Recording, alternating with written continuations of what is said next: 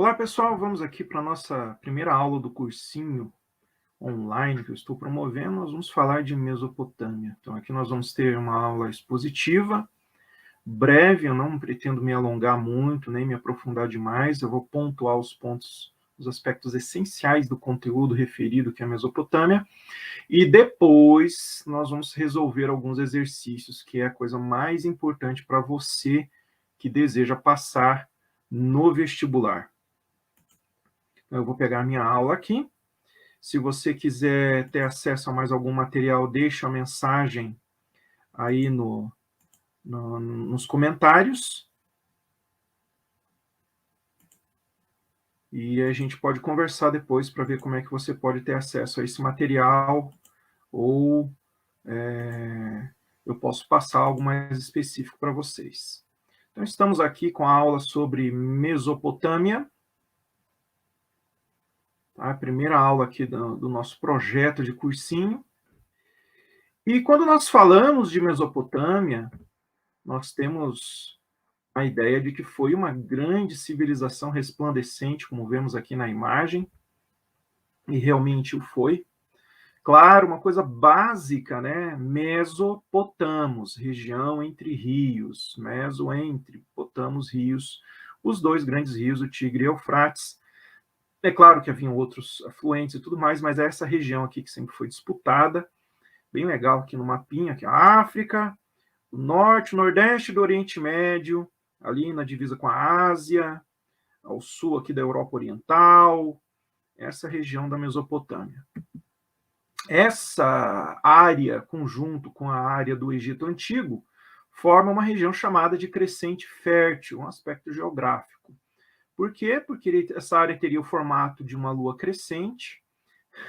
Eu sempre falo, eu não sei porquê, né? Mas tudo bem, vamos fazer de conta que é uma lua, forma uma lua crescente aqui. Não vamos brigar por causa disso. Mas tem que a lua crescente. Mas são as duas grandes áreas férteis ali da Antiguidade Oriental. De um lado o Egito, por causa do rio Nilo, do outro lado a Mesopotâmia, por causa dessa grande bacia aqui do rio Tigre e do Eufrates. Aqui é um outro mapa que mostra algumas das principais cidades que se desenvolveram na região, aqui no período da Suméria, da Acádia, e realmente foi um formigueiro de cidades naquela área, ali por volta de 2.000 a.C. Isso aqui é um mapa da antiguidade, onde você tem os dois rios sinalizados aqui, você vê alguns nomes conhecidos, Mesopotâmia, Síria, Eufrates, Gião, o Egito, aqui a foz do Nilo, e aqui uma imagem de satélite, e destaca bem a área irrigada por esses rios. Né? Por que Tigre e Eufrates? É por causa da força das cheias. Né? Diz que a cheia do Tigre era violenta demais, por isso era o Tigre. O Eufrates, se me corrija se eu estiver enganado, mas se não me engano, é o prefixo que significa bom, e frate, irmão. Era o irmão bom do Tigre.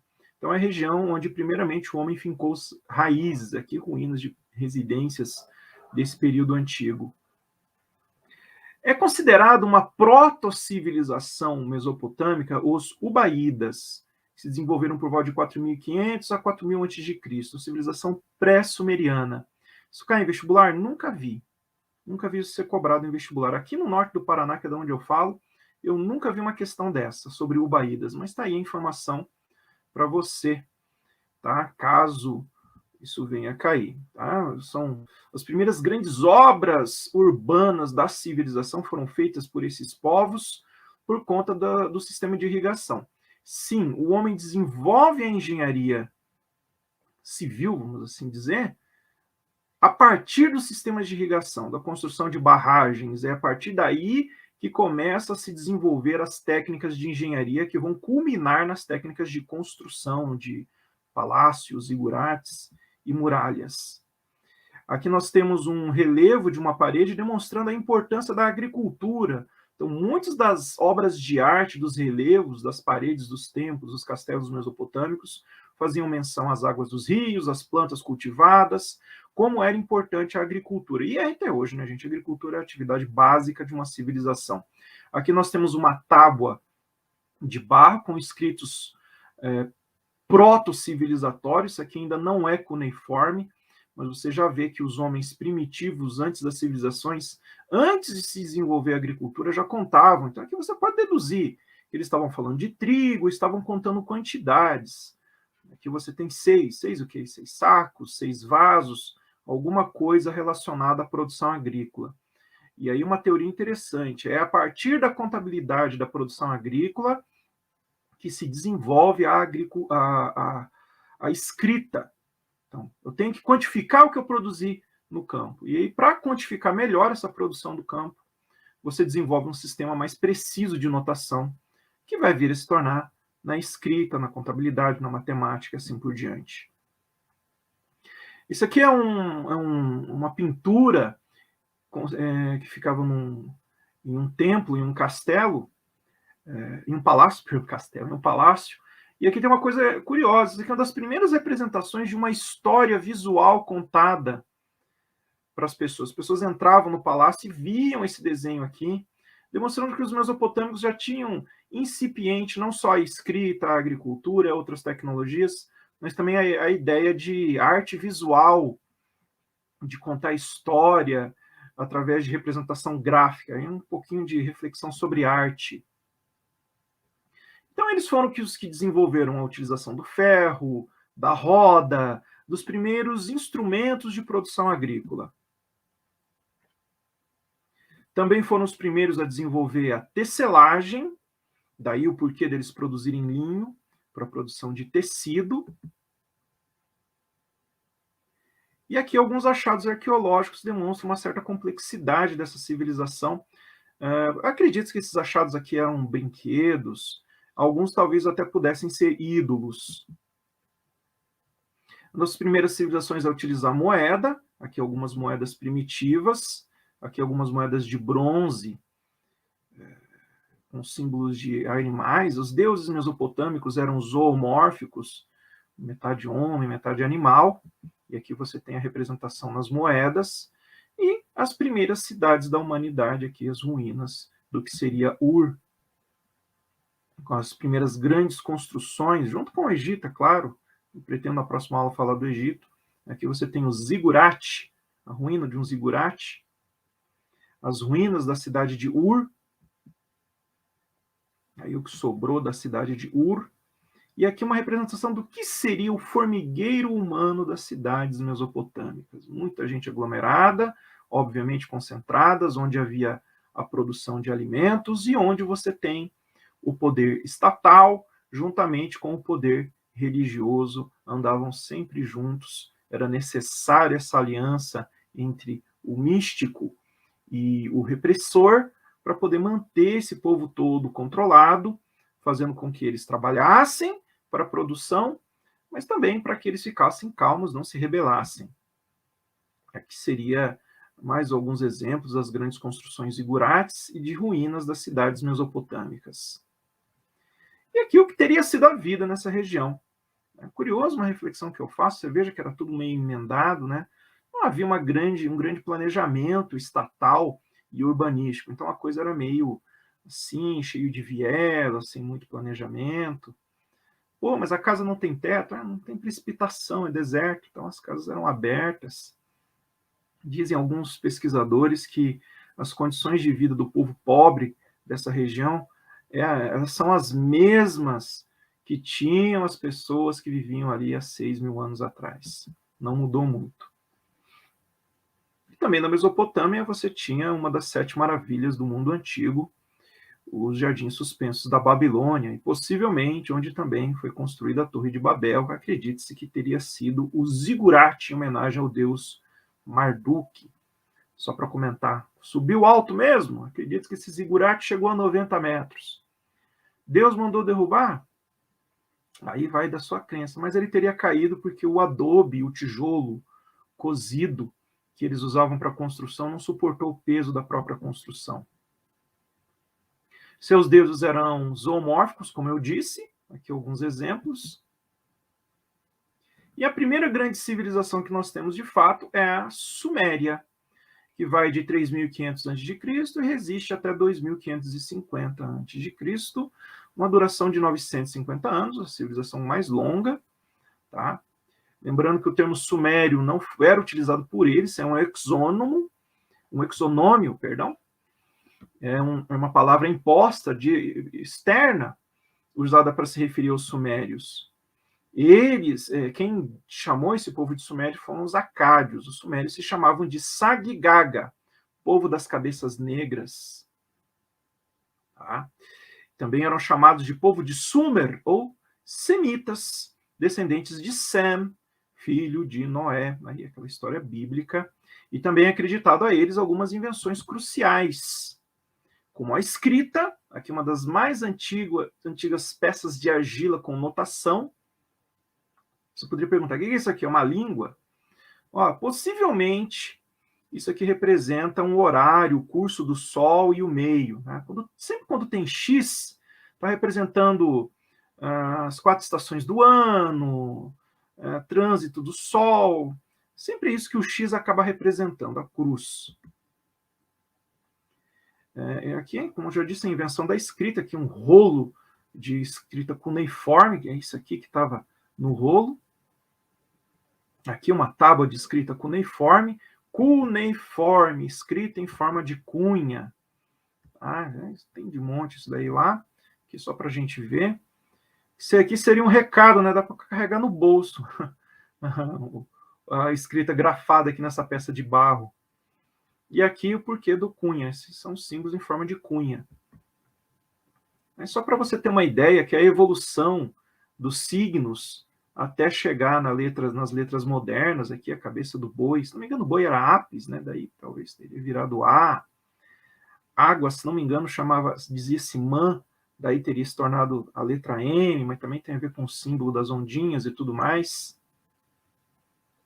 E aqui a evolução dos desenhos, a escrita a parte de desenho, aqui, ó, comer, 3.000 a.C., 2.400 a.C., 650 a.C. Como evoluiu do desenho para o signo cuneiforme ao longo dos séculos. Tá? Então, é uma concepção básica, e diria que até artística, que parte do desenho para a escrita. A origem da escrita são das mais importantes ferramentas que nós temos nas civilizações. Né? É quase que impossível pensar a civilização sem escrita. E eles que desenvolveram a matemática, que isso é o teorema de Pitágoras, né? Soma do quadrado dos catetos igual ao quadrado da hipotenusa. Quer dizer que o Pitágoras copiou? Bom, talvez, né? Talvez. Aqui o sistema numérico, e o que há de interessante nesse sistema numérico é que eles conheciam a divisão e a multiplicação, uma coisa avançada para aquele período. Tá? E também, nessa região aqui, na região de Kuyundik, antiga cidade de Nínive, sim, aquela da Bíblia, foi encontrado um cálculo com esse número aqui. Peraí, deixa me dar um tempo, deixa eu ver aqui. Milhar, milhão, bilhão, trilhão, né? Por que alguém contaria trilhão naquele período? Os gregos, por exemplo, não passavam de 10.000. Sim, não tem necessidade de você contar trilhão numa região onde a população, as coisas chegavam a milhões. É por causa da astronomia, os caras contavam estrelas, tá? Eles mexiam muito com a astronomia. Então, os sumérios também desenvolveram a roda. Imagina a civilização sem roda, não dá, né? E foram os primeiros a construir os grandes zigurates, aqui as ruínas dos zigurates de Chongazambil. Aqui a ruína dos zigurates, as grandes construções sumerianas. Aí nós vamos ver que nessa questão os egípcios foram um pouquinho melhor, né? O zigurate era isso, cara, era uma grande massa sólida, feita de adobe, com rampas ascendentes, e um templo lá no alto, de onde se faziam observações astronômicas, mas também tinha um poder simbólico para poder controlar as massas. Nunca ignore isso. O Estado se vale da simbologia para poder controlar as massas. Então, a base e o templo no alto. E eles possuíam uma religião astronômica de culto aos planetas. Isso aqui era um observatório astronômico. Como o cara fazia? O cara ficava deitado, aí tinha um recorte aqui no teto, e toda noite ele ficava observando. O que se mexe é o planeta, o que não se move é a estrela. Por quê? Ora, é importante um conhecimento da astronomia básico para a produção agrícola. E a partir daí você tinha a crença deles que eles acreditavam na influência dos astros no rumo da vida, da existência. E aqui só um exemplo, aqui nós temos o desenho de Apsu, que seria o Sol, que eles chamavam de abismo primordial, de onde tudo proveio, de toda a vida, e um de seus filhos, Mumu, ou Mercúrio. Tá? E a Terra era chamada de Tiamat, que era o caos líquido ou princípio da vida. E assim como na Caverna do Dragão, Tiamat era um dragão. Por quê? Porque era uma fêmea que dava vida, mas também era um monstro que matava, é a terra que te traga depois que você falece. Bem, quem vai dominar os sumérios serão os acádios em 2550 a.C. e vão permanecer até 2100, por 450 anos, dominando com hegemonia sobre todas as outras cidades-estado daquela região do Tigre e Eufrates. Eles tiveram essa supremacia porque vieram com a máquina de guerra mais eficaz. Eles introduziram a utilização de armas de ferro, do carro de combate e do arco e flecha, como você vê nesse relevo aqui. Bem, e é nesse governo acádio que nós temos o governo de Hammurabi. Hammurabi que cria o primeiro código de leis escritas, o Código de Hammurabi, que tinha como base a lei de Italião, olho por olho, dente por dente. Eram 282 regras escritas lá por volta de 1800 a.C. As leis eram numeradas de 1 a 282, tá? E estava aqui nessa estela de pedra. Em 1300 a.C. a 612, temos o predomínio dos assírios. Os assírios eram tremendamente cruéis, tinham uma máquina de guerra muito eficaz e pretendem fazer um resgate, aqui o touro sumeriano, do que tinha de cultura na Suméria. E logo depois, em 612 a.C., até 539 a.C., por apenas 73 anos, vamos ter o reinado de Nabucodonosor da Babilônia. Famoso Nabucodonosor, você conhece na Bíblia, né? É nesse reinado que nós vamos ter a construção do portal de Ishtar, construído por volta de 600 a.C., foi a entrada da cidade da Babilônia e também uma das 7 maravilhas do mundo antigo. Hoje nós temos uma réplica desse portal. E Nabucodonosor teria mandado erguer um mais fabuloso zigurate de todos os tempos, que eram os jardins suspensos, do qual não se tem ruína hoje, não tem mais nada. E a gente conclui esse raciocínio, essa exposição breve, falando que o Império dos Caldeus foi o último desenvolvido aqui na Mesopotâmia. O domínio dele se enfraquece depois que Nabucodonosor falece. E por último, Ciro II da Pérsia, em 539, vai dominar, criando aí o gigantesco Império Persa do qual nós vamos falar na história da Grécia, porque eles vão tentar dominar o Ocidente, a Grécia. E vamos agora para o que interessa, pessoal, fazer exercícios, tá? Universidade Federal do Rio Grande do Norte, eu acho que isso é a sigla. As sociedades que, na antiguidade, habitavam os vales dos rios Nilo, Tigre e Eufrates, tinham em comum o fato do quê?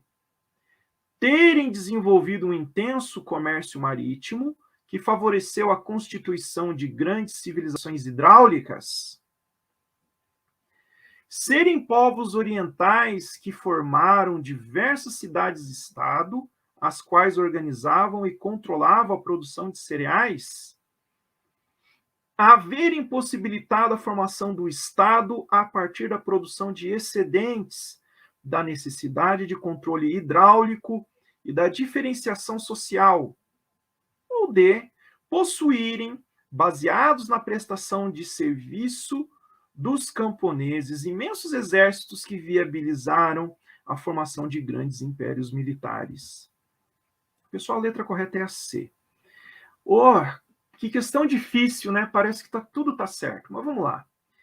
Desenvolver um intenso comércio marítimo? A Mesopotâmia não necessariamente. O Egito, em partes. A Mesopotâmia não foi... As cidades mesopotâmicas não foram grandes especialistas em comércio marítimo. Nós vamos ter depois a Fenícia. Essa sim, com grande comércio marítimo. Mas essas civilizações que nós estudamos, não. Tá? E aí você se confundiria, porque tanto o Egito como as cidades da Mesopotâmia foram civilizações hidráulicas. Povos orientais? Sim. Formaram diversas cidades-estado? Sim, mas aí a gente tem um problema do Egito. Porque o Egito não foi uma reunião de diversas cidades-estado. O Egito era um país unificado. Na Mesopotâmia que nós tínhamos diversas cidades-estado. Veja bem, aí o ponto da questão política aqui. A D está errada por quê? Eles eram baseados na prestação de serviço dos camponeses? Não. Tá? E os camponeses que teriam formado esse imenso exército, tá? Ou esse trabalho do camponês, eu acho que tem um problema aqui com essa questão, tem um problema aqui com essa questão da prestação de serviço dos camponeses. Agora veja C, né? Formação do Estado, sim. Primeiros estados estão ali. A partir da produção de excedentes, sim. Isso é uma teoria até sociológica. A partir do momento que você começa a sobrar, que tem excedente, você passa a ter que proteger o excedente, você passa a designar uma parte da população para fazer a segurança, e aí torna-se necessário a formação de um grupo de comando, de uma elite de militares, e aí surge o culto aos mitos desses heróis de batalha, o culto dos antepassados relacionado ao culto da produção agrícola. O culto religioso vem da cultura agrícola. Tá? Então, a produção de excedente está na base de todo esse desenvolvimento. E da necessidade de controle hidráulico. Sim, Mesopotâmia e Egito tinham que controlar as águas dos rios. E aí surge a diferenciação social. Aí você tem as castas, as hierarquias sociais, sacerdotes, nobreza, militares, camponeses, escravos. Sempre nessa regra, né? Nessa métrica. Vamos lá para a próxima questão. Universidade Federal... O que é isso aqui? Tocantins? Desculpa, gente, não sei a sigla.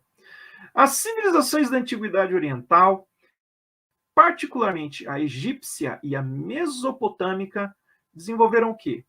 A arquitetura e as ciências, com caráter utilitarista, que se manifestou nos anfiteatros, aquedutos e conhecimentos matemáticos. Aqueduto, anfiteatro também não era coisa desse povo. Conquistas militares para assegurar o abastecimento de escravos, fundamentais às grandes obras públicas, como templos e pirâmides. A escrita sob diferentes formas, permitindo o registro dos princípios de seu monoteísmo que se espalhou pelo Mediterrâneo. Não, eles não eram monoteístas, não, nem Egito, nem Mesopotâmia. Grande integração comercial com os povos vizinhos, devido à abundância de recursos hídricos, agrícolas e minerais. Ou forte ligação entre a política e a religião, como se observa no caso do faraó egípcio, supremo soberano, que era considerado um deus vivo. Então é a letra E.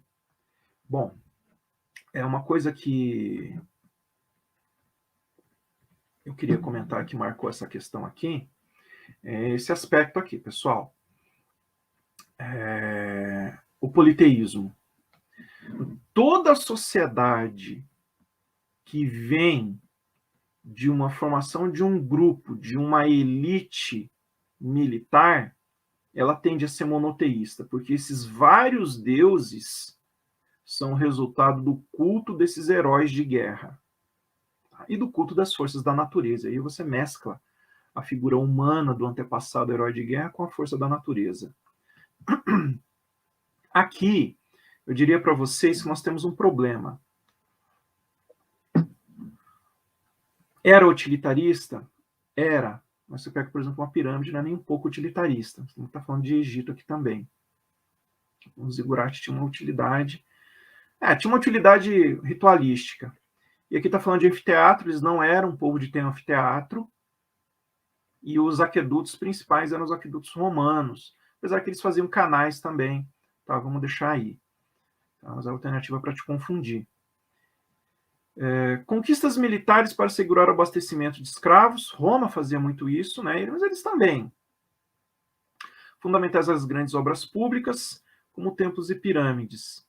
Olha, eu contestaria essa universidade porque essa daqui também não é uma resposta certa, tá? Mas o importante de nós estarmos aqui hoje é exercitar a reflexão sobre esse conteúdo. A escrita sob diferentes formas, permitindo o registro dos princípios do seu monoteísmo. Aqui é o ponto que está errado, que eu já falei, eles não eram monoteístas. Grande integração comercial com os povos vizinhos, devido à abundância de recursos hídricos, agrícolas e minerais. Havia integração com povos vizinhos? Havia, mas eu diria que essa alternativa está invalidada porque, né, era um domínio que eles tinham com os povos vizinhos, domínio imperialista. Não era uma integração tão pacífica assim. E aqui é a alternativa correta. Forte ligação entre a política e a religião? Sim, tanto no Egito como na Mesopotâmia, o chefe de Estado ou era um deus vivo, ou era um sacerdote que cuidava da política. No caso da Mesopotâmia, o chefe de Estado era sempre o patese, no caso do faraó egípcio, supremo soberano, que era considerado um deus vivo. Na Mesopotâmia, não esqueça do patese, que era o líder político. Vamos para mais uma questão. Questão grande. Unesp, lá de São Paulo. Na Mesopotâmia, todos os bens produzidos pelos próprios palácios e templos não eram suficientes para seu sustento. Assim, outros rendimentos eram buscados na exploração da população das aldeias e das cidades. As formas de exploração eram principalmente duas: os impostos e os trabalhos forçados. Marcelo Rede, A Mesopotâmia, 2002. Entre os trabalhos forçados a que o texto se refere, podemos mencionar o quê? A internação de doentes e loucos em áreas rurais, onde deviam cuidar das plantações de algodão, cevada e sésamo. A utilização de prisioneiros de guerra como artesãos ou pastores de grandes rebanhos de gado bovino e caprino. A servidão por dívidas, que provocava uma submissão total pelo resto da vida dos devedores aos credores. A escravidão definitiva dos filhos mais velhos das famílias de camponeses, o que caracterizava o sistema econômico mesopotâmico como escravista. A obrigação de prestar serviços, devida por toda a população livre, nas obras realizadas pelo rei, como templos ou muralhas. Então, essa é a alternativa correta, a E. A obrigação de prestar serviço de quem? De toda a população livre.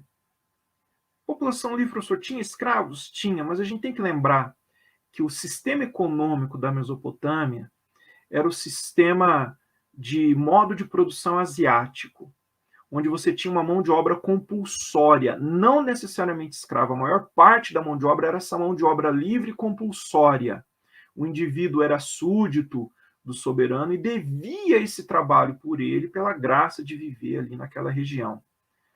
Essa de internação de doentes aqui é aquela alternativa ridícula para te ajudar. Ela não cabe aqui na Mesopotâmia, não tem nada a ver. A utilização de prisioneiros de guerras como artesãos e pastores e grandes rebanhos de gado bovino e caprino não é uma realidade da Mesopotâmia, apesar deles terem esses rebanhos. A servidão por dívidas é uma coisa que você vai observar tanto na Grécia Antiga como na Roma Antiga. Na Mesopotâmia, não. A escravidão definitiva dos filhos, isso aqui é uma questão mais da Idade Média. Então, a alternativa correta é a letra E. O trabalho da população livre, tá?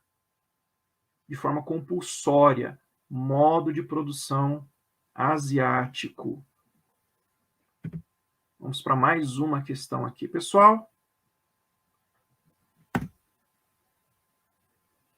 Aqui.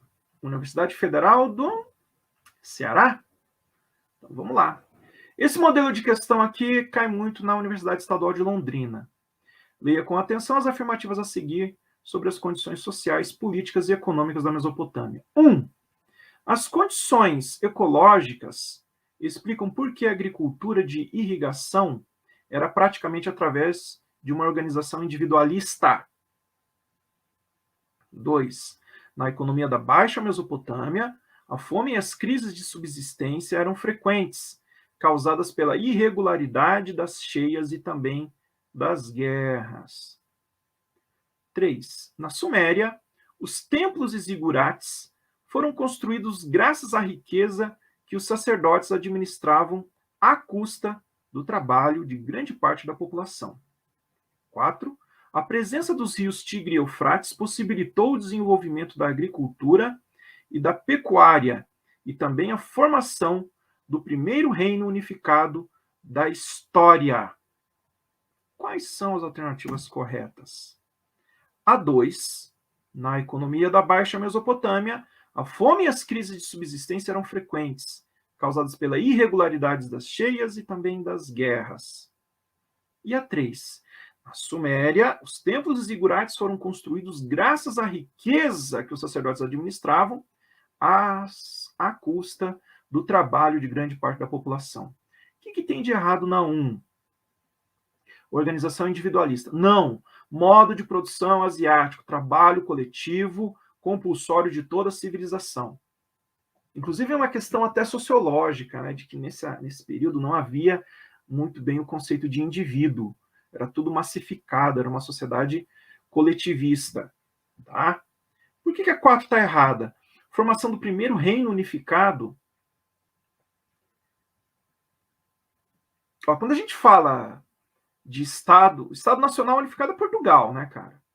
Reino unificado era o Egito. Então você tinha ali uma sociedade que falavam línguas semelhantes e tudo mais, mas elas eram subdivididas em cidade-estado. Elas não eram unificadas. Tá? Então aí o ponto de observação. Mais uma questão simplesinha aqui. Osex, São Paulo. Pelo que os assírios se destacavam, hein? Pelo militarismo organizado e cruel. Então, a gente viu aqui na aula, falando dos assírios, né? Pelas realizações científicas no campo da astronomia, não. Isso aí é coisa de sumeriano.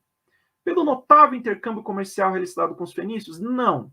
Os persas vão ter um comércio com os fenícios. O negócio deles era a guerra. Pela codificação do antigo direito consuetudinário, o direito não escrito, não. Pela construção de tumbas monumentais para os seus reis, isso é coisa de egípcio. Já deu um bom tempo. Estamos com 34 minutos, não quero tomar muito seu tempo. Você veja o que tem de importante na Mesopotâmia para o vestibular. O sistema de trabalho, modo de produção asiático, a importância das obras arquitetônicas da irrigação, obviamente o controle dos rios, Tigre e Eufrates, e a irregularidade das cheias desses rios, e também, muito importante, uma questão cultural, do culto da astronomia, que está ligado ao controle das estações do ano para a produção agrícola e, óbvio, ao desenvolvimento da agricultura, que levou ao desenvolvimento desse estudo astronômico e da escrita. Não se esquecendo que o poder era religioso, teocrático, e eles eram politeístas. Se essa aula te ajudou aí para você fazer o vestibular, eu agradeço, fico feliz e peço que, se você puder, se inscreva no canal, deixe um like e compartilhe esse vídeo. Se você tiver alguma observação, crítica ou pergunta, pode deixar aí nos comentários. Muito obrigado pela sua audiência.